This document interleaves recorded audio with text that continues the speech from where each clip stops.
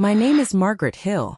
I'm 68 years old, and I'm speaking to you from a small town in Georgia, USA. Before I share my story, please, I need you to subscribe, like, and click the notifications button because more shocking and life-changing stories are coming your way. And while you're at it, tell me, which part of the country are you watching from? Drop it in the comments because I want to know where you are listening to me from. Now let me take you right into the darkest truth of my life. I was trapped by the very person I once carried inside my womb. My own son, David. For 10 long years he abused me, broke me, controlled every part of me, and stripped me of my dignity. Every single day felt like I was serving a sentence for a crime I never committed. And the worst part? I allowed myself to believe I deserved it. But here is the part that still makes my heart tremble whenever I think about it. The night I realized the truth. The night I finally saw David's eyes not as the eyes of my son, but as the eyes of a monster who had chained my soul for a decade. I remember the sting of his slap, the cruel laugh he gave when I cried, and the moment he leaned in close to my ear and whispered, "You will never be free of me. Never." That night, I found out something that broke me even more than the bruises, the insults, and the pain he inflicted. The truth was staring me in the face, and it was darker than I could ever have imagined. But before I tell you exactly what that truth was, let me take you back to where it all began. I wasn't always this broken woman. Once upon a time, I was a proud mother. David was my only son, and when I first held him in my arms, I thought he was my blessing, my hope for the future. He was a bright boy growing up, always smiling, always running into my arms. His father left us when David was just 6, and from then on, it was just the two of us. I promised myself I would raise him right, give him everything, and protect him from every hurt in this world. But I had no idea that one day, I would need protection from him. At first, the signs were small. David would shout at me when he didn't get what he wanted. He would slam doors, throw things across the room, and refuse to eat the meals I worked so hard to cook. I thought it was just the anger of a teenage boy missing his father. I told myself, it's a phase. He will grow out of it. But I was wrong. By the time David turned 22, the shouting had turned into pushing. He would grab my arm so tightly that bruises formed. Bruises I hid under long sleeves whenever I went to church or visited neighbors. People asked if I was okay, and I always smiled, saying, "Oh, I'm fine. I'm just getting old." Inside, I was already a prisoner in my own home. The highs and lows of his behavior kept me chained. Some days he was the sweet boy I remembered, helping me with groceries, laughing at my jokes, calling me Mom, with that warm tone. And on those days, I clung to the hope that my son was still inside him somewhere. But then the darkness would return. On bad days, he would scream in my face, tell me I was useless, and take the little money I had saved. I kept telling myself, he's my son. A mother must endure. A mother must never give up on her child. But enduring became surviving. One evening, things got worse than ever before. David came home drunk. His steps were heavy, his voice slurred. I had just finished praying in the living room when he stormed in, demanding money. I told him I didn't have any. That was when he threw the lamp across the room, the crash echoing like thunder in the night. I trembled as he came closer, his shadow towering over me. He pushed me hard against the wall, my head hitting the corner. My vision blurred, but I could hear his voice cruel and sharp. "You're nothing without me, old woman. You will never escape me. You belong to me." And in that very moment, as blood trickled down the side of my face, something inside me shifted. I realized this wasn't just about anger or grief or his father leaving us. No, there was a truth here, something much deeper, something I had been blind to all these years. I thought I knew my son. I thought I understood him. But that night I began to question everything. Who exactly was this man I had raised? And what was the truth that had kept me trapped for 10 long years? Before I could even find the answer, something happened right there in the living room that changed everything. My head was spinning as I slid down the wall, my cheek pressed against the cold floor tiles. The taste of blood filled my mouth, and David's heavy boots stomped back and forth across the living room like a predator circling its prey. "Get up," he barked, his voice like fire burning through the silence of the night. I didn't move. Not because I didn't want to, but because my body refused. My arms felt like lead, my legs weak. I could barely lift my head. For the first time in my life, I felt the real possibility that I might die at the hands of my own child. He crouched down close to me, his breath thick with alcohol. His eyes weren't the eyes of a son, they were the eyes of someone who enjoyed seeing me broken. He smirked and said words that still haunt me today. "You're not my mother anymore. You're my prisoner." Those words cut deeper than any bruise. My heart shattered into pieces, and in that instant, the truth began to crawl into my chest like ice. The boy I had raised, the boy I once called my blessing, had become my captor. But instead of finishing his cruelty that night, he stood up, grabbed the keys to my car, and stormed out of the house. The door slammed so hard behind him that it shook the entire frame. The sound of it echoed through the house long after he was gone. I lay there on the floor, numb, staring at the ceiling. That was the moment I realized I wasn't just living with abuse. I was living in a cage.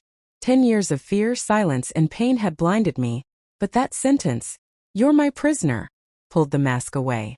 As I slowly crawled to the sofa, tears streaming down my face, I began to ask myself questions I had never dared to ask before. What had I done wrong as a mother? Why didn't I see this earlier? Was there ever a time when my son truly loved me? Or was it all an illusion I created because I couldn't bear the truth? The next morning I covered the swelling on my face with makeup, tied my scarf around my head, and forced a smile when a neighbor waved at me. "I'm fine," I said. But inside my heart screamed. For days after that night, David's words echoed in my ears. He came and went as he pleased, demanding money, yelling at me, sometimes locking me inside my own bedroom. He made me cook for him, wash his clothes, and hand over everything I had saved. And when he wasn't cruel, he was cold. His silence as heavy as his rage. But something had changed in me since that night. For the first time I wasn't only afraid, I was suspicious. Something about the way he said, "You're not my mother anymore," shook me. What did he mean by that? Why would he say such a thing? I began to notice little things. One evening while cleaning his room, I found a stack of papers hidden under his mattress. They were bills, letters, and receipts with strange names I didn't recognize. When I tried to ask him about them, he snatched them from my hand and shouted, "Stay out of my business," before shoving me so hard I nearly fell. Another time, I overheard him on the phone late at night, speaking in whispers. I caught fragments of words. "She doesn't know. Keep it quiet. As long as she believes." Each word tightened the knot of fear in my chest. It was then that I began to realize. There was a truth about David, a dark truth, and he was hiding it from me. But I was too afraid to dig deeper. I told myself, not today. Maybe tomorrow. Maybe when I'm stronger. Until one evening, an extreme event forced the truth closer to me than ever before. David came home angry, angrier than I had ever seen him. His fists were clenched, his face twisted with rage. Without a word, he grabbed my phone from the table, scrolled through it, and then smashed it against the wall. "Who have you been talking to?" he screamed, his spit flying across the room. "And no one." I stammered, my hands trembling. "I just called the church, Before I could finish, his hand struck me across the face, so hard I stumbled back against the chair. My ears rang from the blow, my eyes watering. "You think you can expose me?" he growled. "You think you can tell someone what happens in this house? If you ever open your mouth, you'll regret it." He grabbed me by the shoulders, shaking me violently. My body felt like a rag doll in his grip. Then in a low, terrifying voice he added, "You don't even know the whole truth about me, old woman. If you did, you'd never call yourself my mother again." And right then my world tilted. What truth was he talking about? What secret was buried in the past that made him say those words? Before I could ask, he threw me onto the couch, stormed into his room, and slammed the door shut. The house shook with his fury. I sat there in silence, my body aching, my mind racing. His words weren't just threats. They were hints. Hints of something much bigger, much darker, that I had never imagined. And for the first time I knew this wasn't just about abuse anymore. It was about uncovering the truth. But what was it? I didn't know then. All I knew was that the next extreme event would open a door I had been too blind to see for 10 years. That door was about to burst open sooner than I expected. That night I could not sleep. I sat on the couch with my hands clasped together, staring at the broken pieces of my phone scattered across the floor. The house was silent except for David's heavy snoring coming from his room. But in my heart there was no silence, only questions that screamed louder than any sound. What did he mean when he said, "You don't even know the whole truth about me"? Why did he say I should never call myself his mother again if I knew the truth? I kept replaying those words in my mind, over and over until I felt dizzy. I had lived with this boy, this man, for 32 years. I raised him with my own hands, sacrificed everything for him. How could there be a truth about him that I didn't know? The next morning I tried to act normal. I cooked breakfast, eggs and bacon just to keep things calm. He barely touched the food. His eyes were bloodshot, and his hands shook as he lit a cigarette. He didn't speak to me, only grunted, and left the house without saying where he was going. As soon as the door shut behind him, I felt a rush of fear and courage mixed together. My legs trembled as I walked toward his room. It was messy. Clothes on the floor, empty bottles, cigarette butts in an old mug. I held my breath against the stench and started searching. My hands shook as I opened his drawer. Inside were more papers, but this time I found something that made my blood run cold. A birth certificate. At first I smiled bitterly, thinking it was his own. But when I looked closely, my heart stopped. The name on it wasn't his. It was another child's name. A child I had never heard of. My eyes widened as I read the mother's name, my name. And the father's name, my late husband's. I froze. What was this? Was this a mistake? A copy? A fake? I flipped through the papers, my hands shaking so badly that they almost slipped from my grasp. There were hospital documents, adoption forms, and even a faded picture of a baby wrapped in a blanket. The room began to spin. If this child was mine, then who was David? My breath caught in my throat. Could it be possible that the boy I raised wasn't really mine?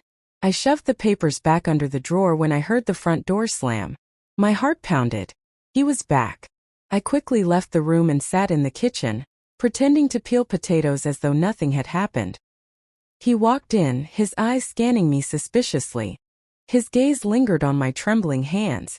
"What were you doing in my room?" he demanded. I forced a smile, even though my lips quivered. "And nothing, David. I was just cleaning." He stared at me for a long, chilling moment before leaning close and whispering, "Stay out of things that don't concern you. You're not ready for the truth." Then he left again, slamming the door behind him. I felt the blood drain from my face. The truth? He kept saying that word. The truth. What truth? For the rest of the week, I lived like a ghost. Every sound made me jump. Every time he left the house, I debated whether to dig further or stay silent.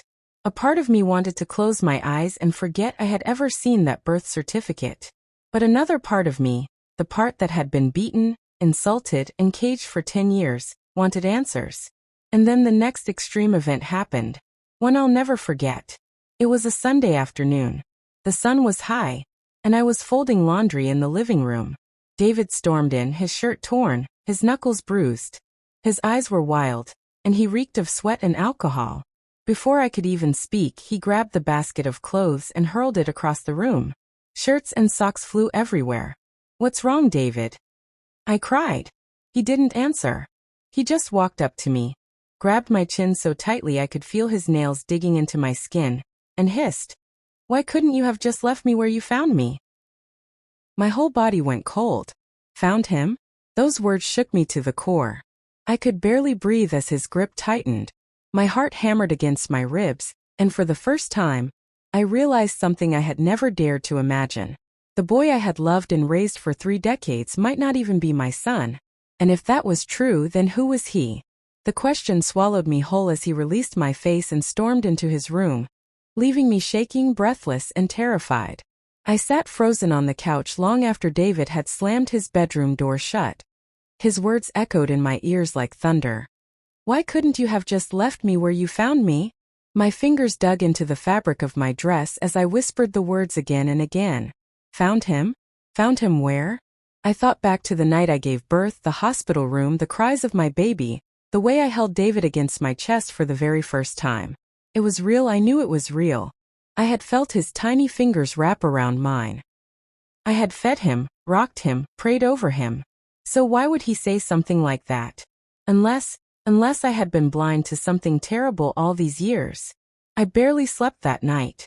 I lay awake, staring at the ceiling, listening to David's restless movements in the other room. My heart pounded with fear and confusion, and a single thought repeated in my mind. I have to know the truth. The next morning, I waited until David left the house. My body trembled as I walked back into his room, praying he wouldn't return too quickly. I went straight for the drawer where I had found the papers. This time, I dug deeper. Beneath the stack of bills and letters, I found an old folder bound with string. My hands shook as I untied it and opened it. Inside were documents that made my knees go weak. Court papers, adoption records, and then photographs. The first photo was of a baby, wrapped in a hospital blanket. The second was of a toddler, maybe 2 or 3 years old. But the third photo made me drop the folder in shock. It was a picture of a little boy, about 6 years old, with wide brown eyes and a shy smile. A boy who looked nothing like David. My breath came in short gasps as I picked up the photo again. Written on the back in faded ink was a single word. Daniel. Daniel. Not David. My chest tightened, and I pressed the photo against it as tears welled in my eyes. Who was Daniel? Why was my name on his birth certificate? And most importantly, if this was Daniel, then who was the man I had been living with all these years? The room spun around me, and for a moment, I thought I would faint. I stumbled back against the wall, clutching the folder to my chest, when suddenly the front door banged open. My heart leapt in terror. He was back. I scrambled to put everything back, shoving the folder under the drawer, but my hands fumbled. Papers slipped, scattering across the floor. "Mom!" his voice thundered through the house. I froze, my breath caught in my throat. His footsteps grew louder, closer. "Mom, where are you?" I barely had time to push the last of the papers under the bed before the door burst open. David stood there, his eyes narrowing as he scanned the room. His gaze fell on me, and then on the beads of sweat rolling down my forehead. "What are you doing in here?" he asked, his voice low and dangerous. I forced a smile, though my voice shook. I was just tidying up, David. Your room is such a mess." He took a step closer, his eyes drilling into mine. "Don't lie to me." My stomach twisted. I could feel the blood drain from my face. Then, without warning, he lunged forward, grabbing my wrist so hard I winced in pain.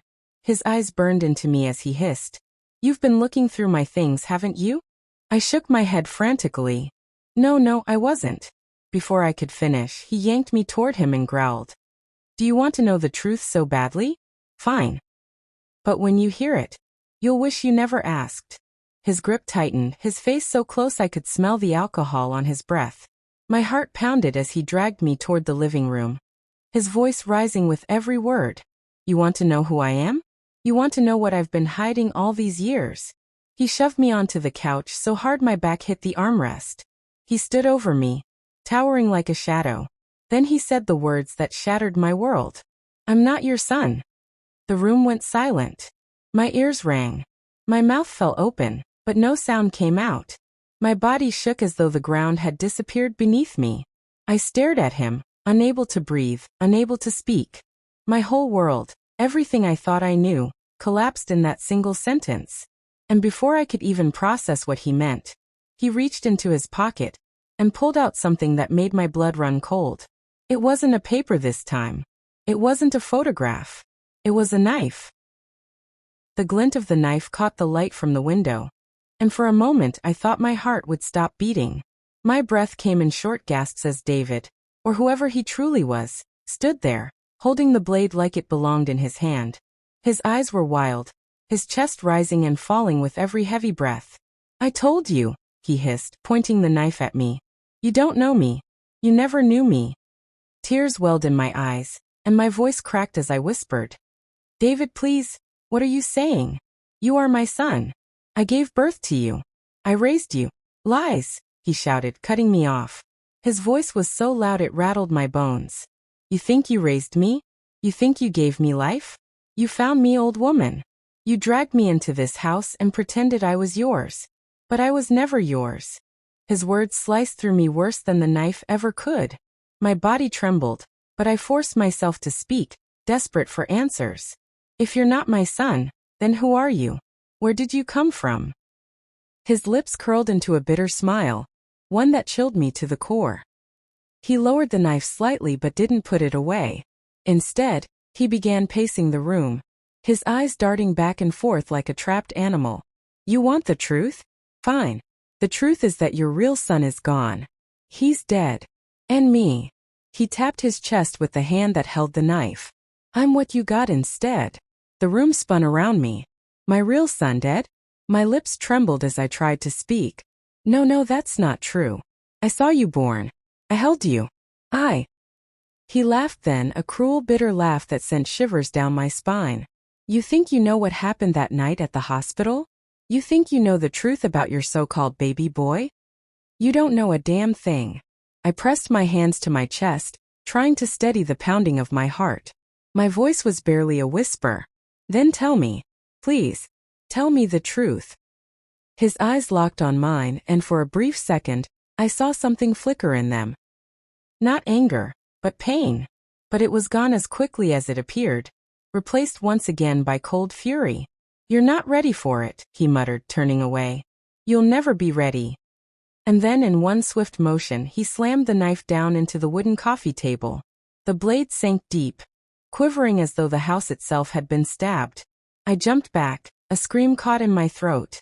He leaned over me, his face inches from mine. Don't you ever go through my things again. If you do, I won't stop at the table next time. Do you understand? I nodded frantically, my tears spilling down my cheeks. My whole body shook as he stormed back into his room, slamming the door so hard the pictures on the wall rattled.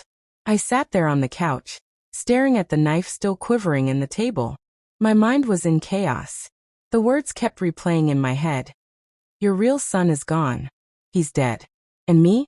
I'm what you got instead. What did he mean? Was my David truly gone? Who was this man I had lived with for over 30 years? I pressed my face into my hands and wept. My heart broke into 1,000 pieces, but beneath the grief was a spark of determination. I couldn't go on like this. I had to uncover the truth, no matter how painful it was. That night, I couldn't sleep. I waited until I was sure he was snoring, then crept back into his room, my heart pounding so loudly I was afraid it would wake him. I retrieved the folder from under the bed and tucked it under my dress. My hands trembled, but I knew this was the only way. Back in my own room, I locked the door and spread the papers out across the bed. My eyes scanned every document, every line of text, searching for answers. And then I found it, tucked between 2 hospital bills. A newspaper clipping, yellowed with age. The headline read, Newborn switched in hospital, mother claims wrong baby taken home. My blood ran cold. My hands shook so violently I could barely hold the paper. I read it again and again, my tears blurring the ink. A mother, a baby mine, switched. My voice trembled as I whispered into the darkness. Dear God, what happened to my real son? But before I could gather myself, I heard it. The sound of footsteps. Slow, heavy, right outside my bedroom door. The footsteps stopped right outside my bedroom door. My heart thudded so loudly I was sure he could hear it. I quickly stuffed the papers under my pillow and pulled the blanket over me, pretending to sleep. My body trembled as I forced my eyes shut. The doorknob rattled. I held my breath. Then his voice came, low and menacing, through the thin crack of the door. Mom, are you awake? I didn't answer. My throat felt like it was clamped shut. Silence followed. Long, heavy silence. Then I heard the faint scrape of his fingernails dragging slowly down the wooden door. The sound made my skin crawl. I know you've been digging, he whispered. You think I don't notice, but I do. One day you're going to regret trying to uncover things that were meant to stay buried. My hands clutched the blanket so tightly my knuckles turned white. Then suddenly the footsteps moved away. His door slammed shut across the hall, and the house returned to its eerie silence. I didn't sleep a wink. I lay there, my eyes wide open, my body shaking, staring at the ceiling until the first light of dawn crept into the room. The next morning, I tucked the folder into the lining of an old handbag and hid it in the closet under a pile of blankets.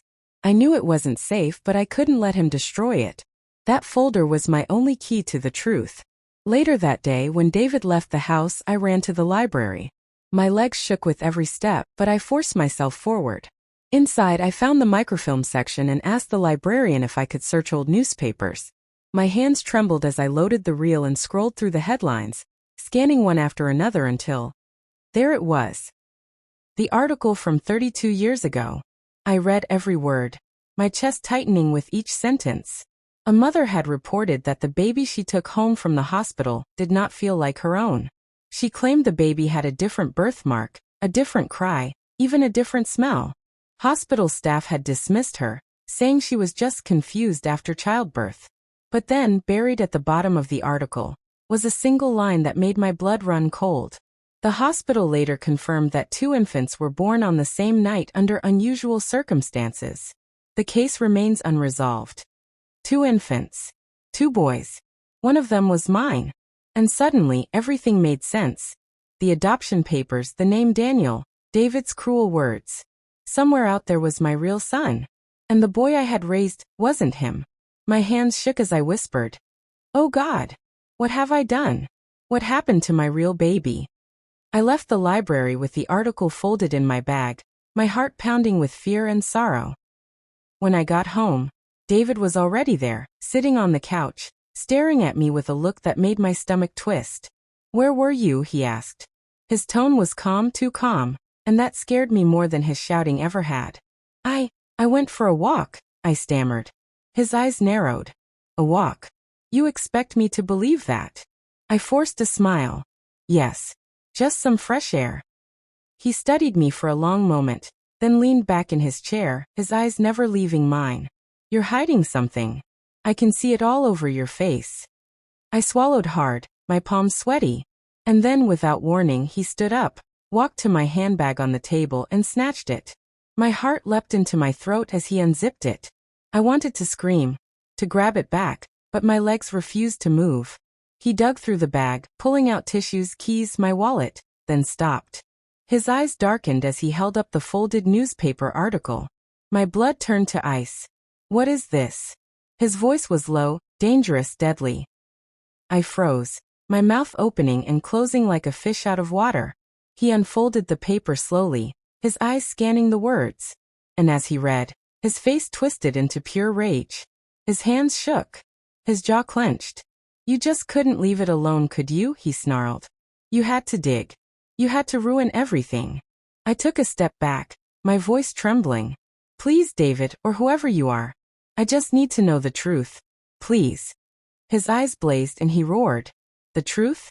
You want the truth? Fine. I'll show you the truth." Before I could react, he grabbed the lamp from the table and hurled it against the wall. It shattered, glass flying everywhere. My scream echoed through the house. He turned toward me, his chest heaving, his face twisted with fury. And then he said something that made my blood freeze in my veins. Those words struck me like lightning. "Your real son is closer than you think." My knees went weak, and I clutched the edge of the table to keep from collapsing. I stared at him, my lips trembling, but no words would come out. His eyes bore into me, filled with a fury that was almost jealous. What do you mean?" I whispered, my voice shaking. He laughed then, not the laugh of a son, not even of a man, but of something darker, bitter, cruel, mocking. He pointed at me with a shaking hand. "You still don't get it, do you? After all this time, you're still blind. You've been living a lie for 30 years, and you didn't even notice." My heart hammered against my ribs and I could barely breathe.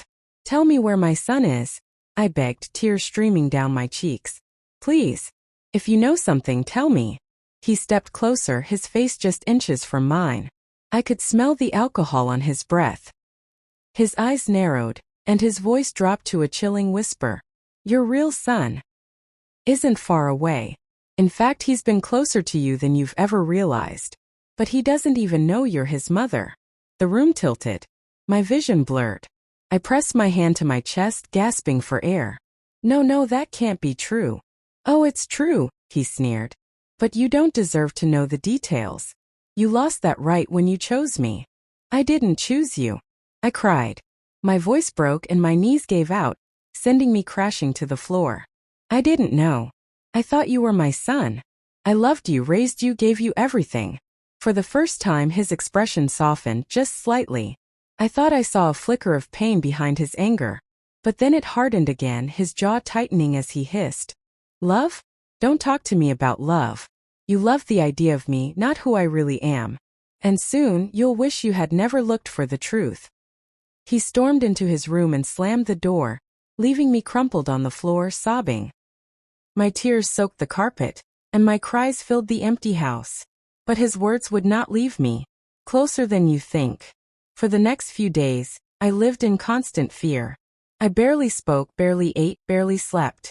Every time he left the house, I paced the floor, wondering what he meant. Was my real son alive? Was he nearby? Did he walk the same streets as me without knowing who I was? And then one afternoon, the phone rang. I hesitated before answering, terrified it might be someone connected to David's secrets. But when I picked up, a warm, gentle voice came through the line. Hello, ma'am. This is Officer Reynolds from the County Records Office. You submitted a request for archived hospital files, correct? My heart leapt. Why, yes. Yes, I did. Well, we managed to locate some documents regarding the night your son was born. There were indeed 2 babies born that evening. One of them, your biological son, was listed as missing shortly after delivery. My hand flew to my mouth, stifling a cry. Missing. The officer continued. We believe he may have been placed in another home under a different name. If you'd like, you can come to the office to review the files. Tears blurred my vision as I choked out. Yes, yes, I'll come. Thank you. I hung up, my hands trembling, my chest pounding. There it was, the confirmation. My son was alive. Somewhere out there, my baby still lived. But before I could even gather my strength to leave, David's voice cut through the silence behind me. So, he said, his tone dripping with venom. You've been making calls. I froze, the phone still clutched in my hand. Slowly, I turned around. He was standing in the doorway, his arms crossed, his eyes burning with fury. How much did they tell you? He demanded. My lips quivered. They told me my son is alive. His face twisted, and he lunged toward me, knocking the phone from my hand. It clattered across the floor as his hands clamped down on my shoulders. You stupid woman, he roared. Don't you get it? If you go looking for him, you'll destroy everything. You'll destroy me. Tears streamed down my cheeks as I gasped. Tell me where he is. Please just tell me where my son is. For a split second I thought he might break. His grip loosened. His lips parted as though he wanted to speak. But then his face hardened again, and he shoved me back so hard I hit the wall. You'll never find him, he growled. Not unless I want you to. And believe me, I never will. His words echoed through the house as he stormed out, slamming the door behind him. I slid down the wall, clutching my aching shoulder, my tears falling freely. My body shook, but deep inside something stronger than fear was growing. Determination. I didn't care what it took. I didn't care how dangerous it was. I was going to find my son. But I didn't know that the next extreme event was already on its way. One that would push me closer to the truth, and closer to danger, than ever before. Because that very night, someone knocked on my door. And it wasn't David. The knock came again, firm but not harsh. My whole body tensed. It was already past 9 at night, and in our small town, no one visited at that hour unless it was an emergency. My first thought was that David had forgotten his keys, but the knock wasn't his style. He would have kicked the door in or banged until the hinges shook. I tiptoed toward the door, my heart pounding so hard I thought it might give me away. Who's there? I called softly, my voice trembling. There was a pause, then a calm, steady voice replied. Ma'am, my name is Detective Harris. I need a moment of your time. It's about your son. My knees buckled. Detective? About my son? I hesitated, gripping the doorknob with shaking hands. What if this was one of David's tricks? What if he had sent someone to test me? As though reading my fear, the man added, I'm with the County Investigations Unit. We've recently reopened a case from 32 years ago regarding a hospital mix-up. May I come in? Every part of me screamed to keep the door shut, but my desperate heart won the battle. I unlocked it slowly and cracked it open. Standing there was a tall man in a gray suit, his badge glinting under the porch light. His eyes were kind but serious. He held a folder in his hand. "Mrs. Hill?" he asked gently. I nodded, my throat too tight to speak. "May I?" he asked, gesturing toward the living room. I stepped aside, and he entered, looking around as though assessing the house. He sat on the edge of the couch, opening the folder on his lap. I sat opposite him, my hands clenched together. "Mrs. Hill," he began, 32 years ago, there was a hospital incident. 2 infants born the same night. Records suggest a possible switch. One of those infants, your biological son, was reported missing. Until recently, the case was closed due to lack of evidence. My chest heaved and I whispered, I already found an article about it." He nodded slowly as if expecting that. "Yes, but what you don't know is that new evidence has surfaced. We've identified where your biological son was raised." My eyes widened and I leaned forward, my whole body trembling. "Where? Please tell me. Where is he?" The detective glanced at the door, then lowered his voice. "Your son grew up not far from here. In fact, he's been in this county his entire life. His name is Michael Turner. He's 32 now, married, and well, he's alive and well." The room blurred before my eyes. My heart leapt and broke all at once. My son, my real son, was alive. He had a life, a family, a future.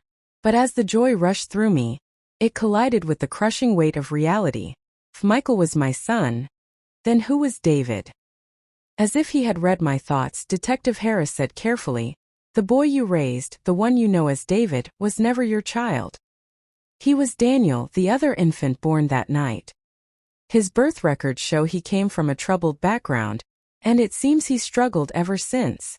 I covered my face with my hands, my sobs muffled. All the years of pain, all the years of abuse, it wasn't my David. My baby boy had been out there living his life while I was chained to a lie. "Mrs. Hill," the detective said gently, "I must also warn you. Daniel has a criminal record. Assault, theft, and even suspected involvement in a violent gang. We believe he may be dangerous. You need to be careful." My stomach turned to stone. Dangerous? My mind flashed to the knife in the coffee table, the bruises on my body, the cruel words he had spoken. "I already know he's dangerous," I whispered. The detective leaned closer. "If he suspects you know the truth, he could lash out. You need protection. Please let us help you." Before I could answer, headlights swept across the window. The detective froze. My blood ran cold. "David." I shot up from my seat, panic flooding me. "You can't be here when he comes in," I whispered frantically. "If he sees you." The detective quickly stood, snapping the folder shut. "Stay calm. Don't let him suspect. I'll be in touch." He slipped a card onto the coffee table and hurried out the back door just as the front door swung open. David staggered in, his eyes bloodshot, his shirt wrinkled. He looked at me suspiciously. "Who were you talking to?" My lips quivered, but I forced a laugh. "No one, David. Just the TV." He scanned the room, his gaze lingering on the coffee table where the detective's card sat half hidden under a magazine. My heart nearly stopped, but then he looked back at me, his face twisting into a grin that made my skin crawl. "Guess what?" he said, his tone eerily cheerful. I swallowed hard. "What?" He leaned in close, his eyes glinting with something terrifying. "I saw him today." My breath caught. "Who?" He smirked. "Your real son." My blood froze. His words echoed in my ears like a bell tolling the end of something I wasn't ready to lose. "Your real son." I stumbled back, clutching the arm of the couch to steady myself. My voice cracked as I whispered, What did you say?" David smirked, enjoying my fear like a predator playing with prey. He leaned against the wall, arms crossed, eyes locked on me. "You heard me," he said. "I saw him. Michael Turner. 32 years old. Wife. Kid on the way. Cute little family. Perfect little life." He chuckled darkly. "Doesn't even know he's living a lie." My breath came in shallow gasps. "He knows. He knows everything." How did you find out?" I stammered, though deep down I already knew. David always seemed 2 steps ahead of me, like he had eyes everywhere. He shrugged casually, as if he were talking about the weather. I've been watching him for weeks. Ever since I started noticing you sneaking around. You think you're clever, Mom? You're not. You left breadcrumbs everywhere. Tears stung my eyes. My knees weakened. David, please don't hurt him. He's innocent. He doesn't even know. His grin widened and my stomach twisted. Oh, don't worry. I won't hurt him yet. But you see, Mom, there's something you need to understand. He's living my life. The life I should have had. A real family. Love. Normalcy. While I got stuck with you. His words cut deep, sharper than any blade. But I swallowed the pain, trying to steady my voice. You had a life here. I raised you. I fed you. I gave you love. Even when you gave me nothing but pain. For a brief second his grin faltered, replaced by a flicker of something else. Anger, sorrow, I couldn't tell. Then it hardened again. You think that makes up for it? You think your love changes the fact that you stole me from the family I was supposed to have? His voice rose, thunderous, venomous. You trapped me in this miserable life for 32 years, and now you want to play hero? No. You don't get to win. My chest heaved. He wasn't just broken. He was consumed. David. I started, but he cut me off. Don't call me that, he roared, slamming his fist onto the table.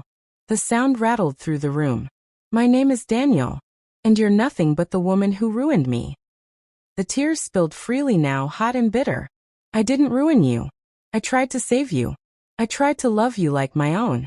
I never knew the truth until now. Please, Daniel. Don't punish Michael for what happened. None of us chose this. But he only laughed. A cold, hollow sound that made my skin crawl. You don't get it, do you? This isn't about what he did. It's about what I deserve. If I can't have happiness, neither can he. My breath caught. No, Daniel, please. He leaned closer, his voice a hiss against my ear. I already made contact. The world tilted beneath me. My heart felt like it stopped. What do you mean? I whispered, my voice barely audible. His grin widened again, his eyes glinting with a sinister satisfaction. I introduced myself to him. As you guessed, he doesn't know who I really am. Not yet. But when I tell him the truth, when I show him what kind of mother he's got, his perfect little world will fall apart. And that, Mom, will be the sweetest revenge. My entire body trembled. The room spun. He had already found Michael. And now, every second felt like a countdown to destruction. I couldn't breathe. My son, my real son, was in danger, and the monster I had raised was standing right in front of me, grinning like a demon who had finally won. I forced myself to stay calm, though inside my heart was pounding so loud I thought it would give me away. Daniel, I whispered, please. You don't have to do this. You're better than this. He leaned back in the chair, stretching like a cat that had cornered its prey. Better? No, Mom. I'm worse. And I like it that way. I tried to hold his gaze, but it was like staring into a bottomless pit.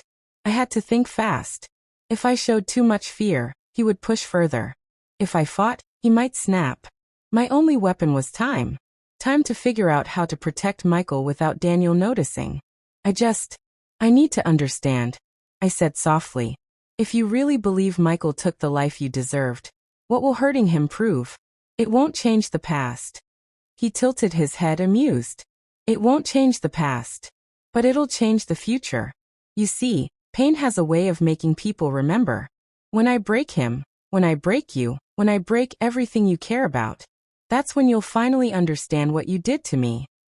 His words were fire in my veins. I wanted to scream that I hadn't done this, that he was blaming me for something I never chose.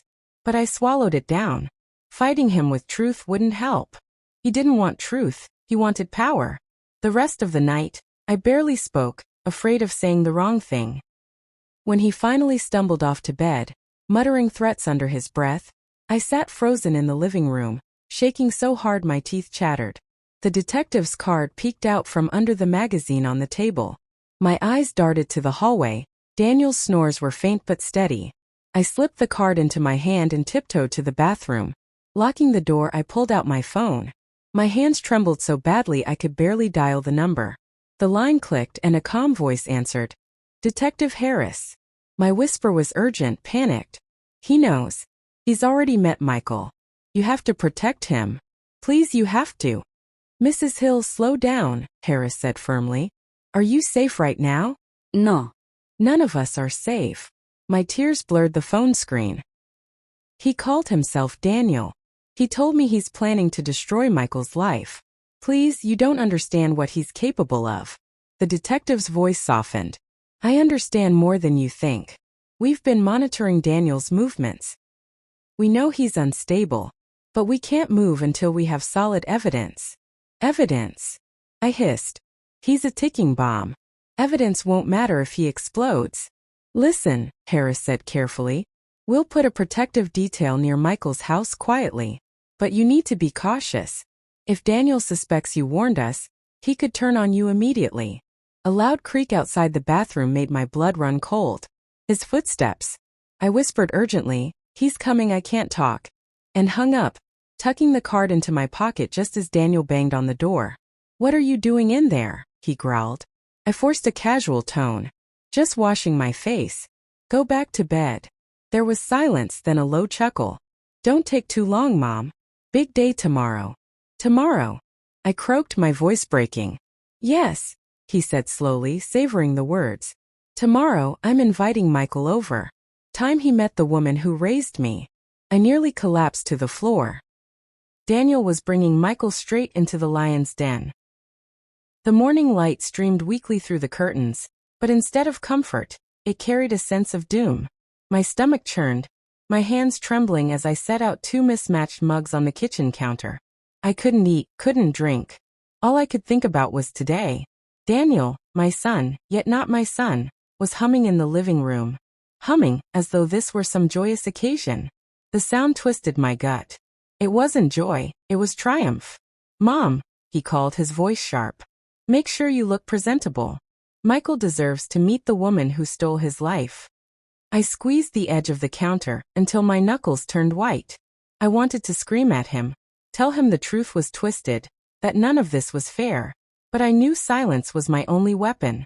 By noon the knock came. Soft. Unsuspecting. My heart nearly leapt out of my chest. Daniel shot me a warning look and went to the door. He opened it with a smile so fake, so venomous, I almost gagged. And there he was. Michael. My real son. His kind blue eyes, his neatly combed hair, the nervous smile on his lips, they were all so achingly familiar, even though I had never seen him grown. He looked like his father. Tears burned my eyes before I could stop them. Hi, Michael said politely. You must be David's mom. For a split second, my tongue failed me. I wanted to scream, no, I'm your mom. But Daniel's eyes bored into me, daring me to ruin everything. So I nodded, swallowing the scream. Yes. I'm Margaret. Please come in. He stepped inside, shaking my hand warmly. His grip was strong, gentle. Safe. The complete opposite of Daniel's suffocating hold. As Michael glanced around the room, Daniel's smile sharpened. Mom's been so excited to meet you. Haven't you, Mom? I forced a smile, my throat burning. Yes, very much. We sat in the living room. Daniel perched on the arm of the couch like a hawk, his eyes darting between us. Michael chatted about his job at the bank, his wife Sarah, their baby on the way. Every word made my heart ache with pride and fear. Pride, because he had built a beautiful life. Fear, because Daniel was circling that life like a vulture. At one point, Michael laughed softly and said, You remind me of my mom. She passed away last year. Sweetest woman you'd ever meet. My tears nearly spilled. He didn't know. He didn't know that the woman he was looking at had carried him, had rocked him, had been forced to let him go. But Daniel knew. And Daniel's grin widened, enjoying my torment. Finally, Daniel leaned forward. His voice dropped, low and dangerous. Michael, what if I told you your whole life was a lie? Michael frowned, puzzled. What do you mean? Daniel's eyes glinted as he turned to me. Should I tell him, Mom? Should I tell him who he really is? My chest tightened. My hands shook. I knew if he revealed the truth this way, it would shatter Michael, and destroy any chance of saving him from Daniel's wrath. I had only seconds to act. Before I could stop myself, I stood abruptly and said, "Michael, can I speak with you alone for a moment?" Daniel's smile faded into a cold glare. The room fell into silence so heavy, I could hear my heartbeat thundering in my ears. Michael blinked at me, confused but polite. "Sure, Mrs. Hill." He glanced at Daniel, then back at me. "Is everything okay?" Daniel leaned back slowly, folding his arms, his eyes never leaving me. His smile was gone, replaced by something darker, something that said one wrong word and you'll regret it. I forced a shaky smile. "Just motherly advice. You know how moms can be. Why don't we step into the kitchen for a moment?" Michael hesitated, then nodded. He followed me. Every step I took felt like walking across a minefield. Daniel's gaze burned into my back until we reached the kitchen doorway. As soon as we stepped in, I closed the door halfway, enough to give the illusion of privacy, but I knew Daniel was listening. He always listened. Michael's brow furrowed. "What's going on? You look really pale. Are you okay?" My hands trembled as I gripped the counter. "Michael!" My throat tightened. How could I tell him everything in a few seconds? How could I warn him without Daniel exploding? Finally, I leaned closer and whispered urgently, "You need to be careful around Daniel. He's not who you think he is. He's dangerous." Michael's expression shifted from concern to confusion. "Dangerous? What do you mean?" "He's your son, isn't he?" Tears filled my eyes. "No. He's not. He's..." A sudden crash cut me off. The kitchen door slammed open, smacking the wall. Daniel stood there, his chest heaving, his eyes wild with rage. "So that's what this is?" He spat, his voice trembling with fury. "You're poisoning him against me? You can't even give me 5 minutes to show him the truth before you try to steal him too." Michael raised his hand, startled. "Whoa, hey, calm down, what's going on?" Daniel stormed into the room, his fists clenched. "She's lying to you, Michael. She always lies. She stole my life, my family, my happiness, and now she wants to turn you against me. But not this time. This time you'll hear the truth from me." I stepped in front of Michael, my whole body shaking. "Daniel, stop. Please. Don't do this." But he shoved me aside so hard I hit the counter, pain shooting up my side. Michael caught me before I fell, his face flashing with shock and anger. "Hey!" he snapped, glaring at Daniel. "Don't touch her like that." Daniel's lips curled into a chilling smile. "There it is. The hero act. You always get to be the hero, don't you?" Michael's jaw tightened. "What are you talking about?" And then Daniel dropped the bomb. "You're living the life that should have been mine. You're not who you think you are. You were supposed to be mine. She was supposed to be my mother." Michael froze, his face pale. "What?" The room spun around me. My secret. The truth I had held for so long was out, but not in the way I wanted. Not in safety, not in love, but in rage and vengeance. Michael's wide eyes turned to me. Is that true?" he whispered. I couldn't answer. My tears betrayed me, and Daniel saw it. His laughter filled the kitchen, cruel and broken. "See? She can't even deny it. You're mine, Michael. Everything you have belongs to me, and I'm going to take it back."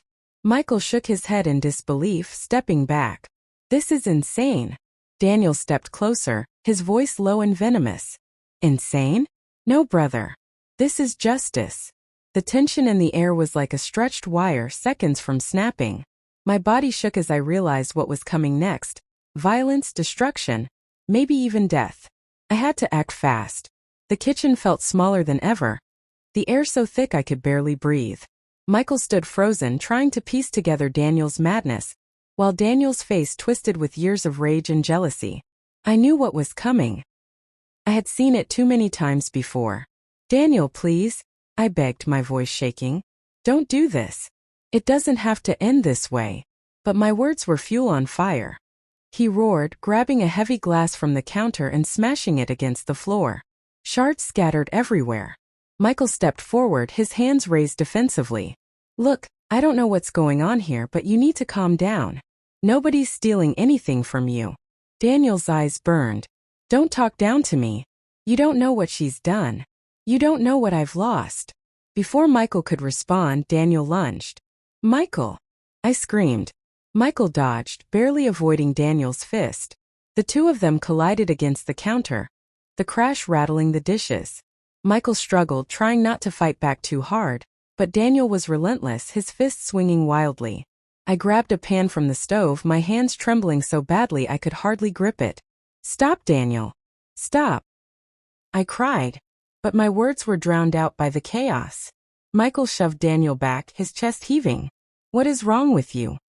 Daniel's lip bled, but his grin was feral. "What's wrong with me? You exist, that's what's wrong." And then he snatched a shard of broken glass from the floor. My heart stopped. "Daniel, no!" I screamed, throwing myself between them. The shard sliced across my arm as I blocked his strike. Pain shot through me, but I held firm, shielding Michael with my body. Daniel froze for a second, stunned that I'd taken the blow. My blood dripped onto the tiles. Michael's eyes blazed with fury. "That's enough." He lunged forward, tackling Daniel to the ground. The shard clattered away as they wrestled, both grunting, straining for control. I pressed my bleeding arm, tears streaming down my face. "Please, stop before it's too late," I begged. But Daniel didn't stop. His rage had taken full control. He managed to pin Michael, his hands tightening around Michael's throat. Michael gasped, clawing at his grip. Panic tore through me. I stumbled toward them, grabbing the nearest object I could, a heavy vase.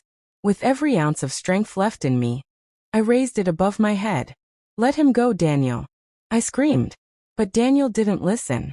Michael's face was turning red, his movements slowing. I had no choice. With a cry of desperation, I brought the vase down hard against Daniel's shoulder. The crash echoed like thunder. Daniel howled in pain, loosening his grip just enough for Michael to shove him off.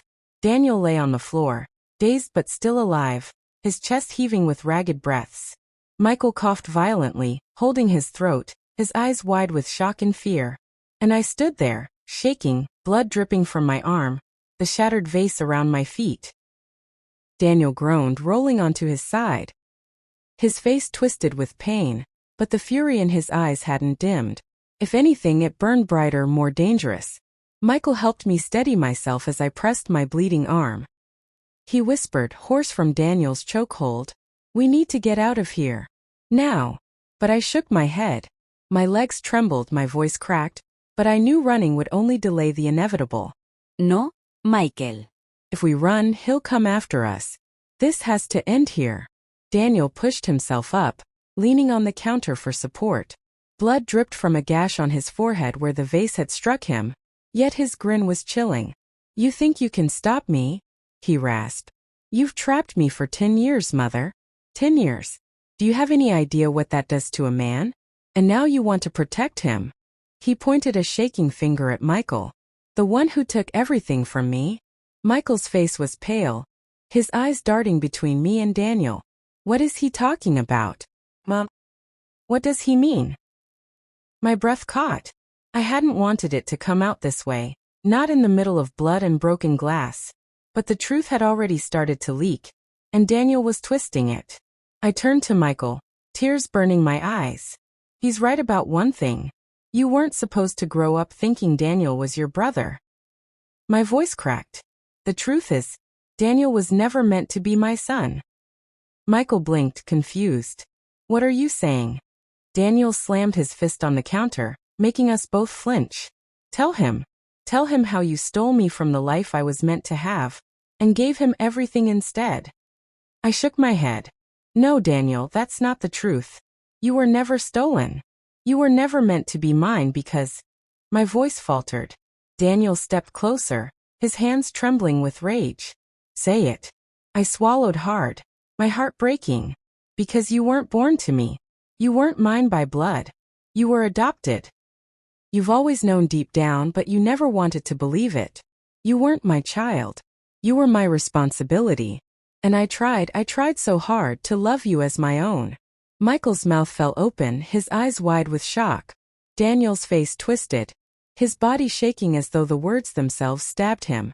"Lies," he screamed. "You're lying to turn him against me." But I pressed on, desperate for Michael to understand. I couldn't tell you before. You were so fragile, Daniel, so angry even as a boy. I thought keeping the truth hidden would protect you. But instead it chained us both. Michael stared at me, his voice barely a whisper. So, he's not my brother? Tears spilled down my cheeks. No. He isn't. You are my only son, Michael. You always have been. The silence that followed was deafening. Then Daniel roared. A sound so full of pain and fury it shook the walls. He lunged, sweeping the shard of glass back into his grip. His eyes locked on Michael with murderous intent. Michael shoved me behind him. Stay back, Mom. Daniel raised the shard high, his whole body trembling with rage. If I can't have what's mine, then no one can. He charged. Michael braced himself. And I knew. One of them wasn't walking away alive. Daniel's scream tore through the kitchen as he charged. The shard of glass glinting under the flickering light. Michael stood firm, though his chest still rose and fell with ragged breaths from the earlier chokehold. Daniel, stop. I cried, but my voice was lost in the chaos. Michael caught Daniel's arm as it came down. The shard grazed his cheek, slicing a thin line of red. He grunted, twisting Daniel's wrist with all his strength. The shard fell, shattering into smaller pieces against the tile.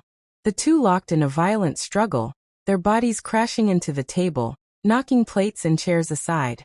Daniel fought with the strength of his fury, Michael with the desperation to survive. I stood frozen, torn between two impossible truths. The boy I had raised but never truly called mine, and the son who was my flesh and blood. For 10 years, Daniel had held me hostage with his abuse. For 10 years, I had let fear dictate my every move. But now I had to decide. Daniel pinned Michael against the counter, his forearm pressing into his throat again. Michael's face reddened, his eyes wide with panic. I grabbed the cast iron pan from the stove, my hands trembling, my heart pounding like a drum in my ears. Daniel! I shouted, my voice breaking. Don't make me do this. He didn't look at me. His rage consumed him, his grip tightening on Michael's throat. Michael gasped, his hands clawing at Daniel's arm. His eyes flicked toward me, pleading, begging. And in that instant I knew. I had to choose. I raised the pan high, tears blurring my vision. I'm sorry, Daniel. With a cry that ripped from the deepest part of me, I brought it down on the back of his head. The crack echoed through the house. Daniel's body went limp, collapsing onto the floor beside Michael. His chest rose and fell faintly. He was alive but unconscious. Michael collapsed into my arms, coughing, his throat red and raw. I held him tightly, sobbing into his shoulder. I had no choice. I had no choice. The sirens wailed in the distance. A neighbor must have heard the screams and called the police. When the officers burst in, they found me and Michael huddled together. Daniel lying on the floor surrounded by shards of glass and broken memories. The next days blurred together. Daniel was taken into custody, charged not only for the attack but for years of hidden crimes finally brought to light. For the first time in a decade I slept without fear. Michael never left my side. His cheek healed, his voice steadied, but the questions lingered. Mom, he said one night, his hand resting over mine, why didn't you tell me sooner? I looked at him, tears in my eyes, and whispered, because I thought silence would keep us safe. But silence only gave him more power. And that became my lesson, the one I want every listener to hear. Silence is the strongest weapon of abusers. It traps you, blinds you, makes you believe there is no escape. But the truth? The truth sets you free. I lost 10 years of my life. 10 years of joy, of freedom, of peace. But I gained something greater when I finally spoke the truth. My son, my strength, my freedom. So if you are listening now, wherever you are, don't let silence steal your years. Speak. Fight. Break free before it's too late. I'm Margaret, I'm 68, and I'm speaking to you from Texas. If my story has touched you, please subscribe, like, and click the notifications button so you don't miss more of my stories. And tell me in the comments from which part of the country are you watching. I want to know. Because together our voices are louder than silence.